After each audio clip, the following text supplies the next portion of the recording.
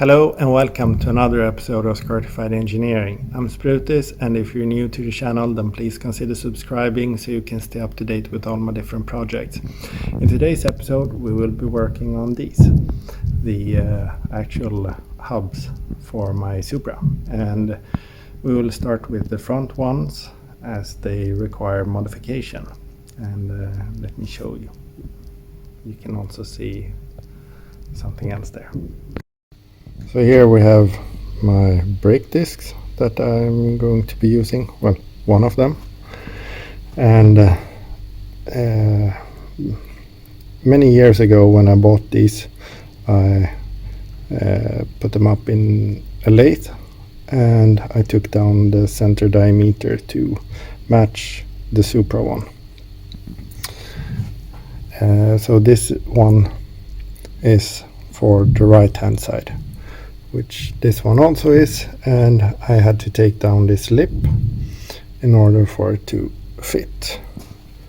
This is the left hand one, and the lip is still there and it needs to go. I'm gonna see if I can show you what I'm talking about. Maybe something like this. So let's see. Here you see the back side of the brake disc, and when we insert this one, it will be fully seated. You might see it here. You will definitely see the difference. But if we now take the left hand one, the one with the lip, then you might be able to see that there's a bigger gap. Okay, so there you can see the gap with the one that got the lip, and then without the lip, and the gap is pretty much gone. It's hard to keep it in place with one hand, but yeah, it's good like this. And if you look here on the back side, so there is a tapered surface or between the hole and this surface, so that's why it might have looked like there was a minimal gap even with the one without lip, but that's not the case. And this is just some red paint that I used for when I was testing things many years ago, so it will burn off quite quickly. And I will of course wipe down the surface before I mount these. So the first thing, well, actually the third thing is that I will put these in the lathe and take down the lip.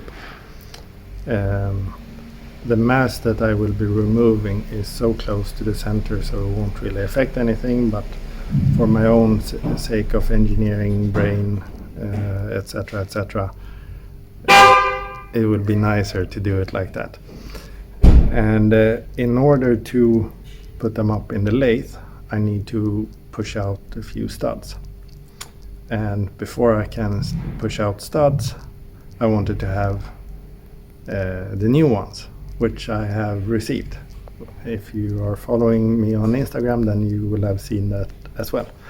So the replacements are secured. I have them. I've had them in my hand. They are stored in a safe place. They are almost worth its weight in gold. Yeah, but oh yeah, and before I do that, I want to clean off that rust remover. So I will do a quick cleaning in the sandblasting cabinet, and no, I won't show you that because you've seen me sandblast too many times already. So I will do that, and then we will move on to the press, and there's a bit of a trick here, so let me show you. So this is how I intend to push out this one, for example, by having two sockets. These are being able to stand on the surface without being tilted or anything like that. I first thought that I could take a bigger socket or even a pipe, but I can't find a suitable pipe. The problem is this, the ABS ring. It's standing out in that direction. So even if I find something that's completely straight and put it on over the stud, it will push on this as well. But by having it like this and then something bridging over it, then I can push from the stud directly on the stud and get it out. So that's how I will do it. But first, the final cleaning, and just to show you, this is what I will be cleaning off. And I prefer to do it now instead of when the studs are removed, because I don't want to risk shooting sand in the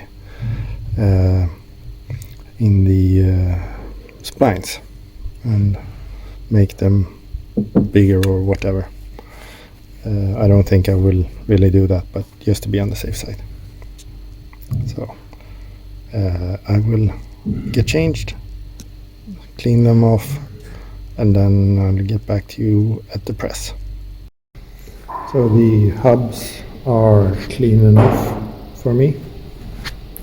So the rear ones, I will press out the studs, and then the mating surface for the brake disc, I will lightly coat it in a layer of zinc primer, just to have something to protect it, very thin. And then on the inside, in the middle, I will use the epoxy. I will also use epoxy on this surface, so I will install the new studs first and then paint over it, I think. And the rear front ones, they are clean enough, and let me show you why I actually need to remove studs. So the idea is to basically have it here, and if I remove two of them, so let's say number 1 and 3, then I can grip on the inner surface, and hopefully there is a centering hole in the back so that I can take down this lip.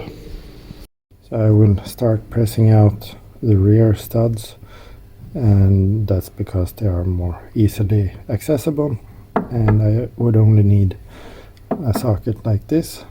And I will also then see how much force that is actually required for it to pop out.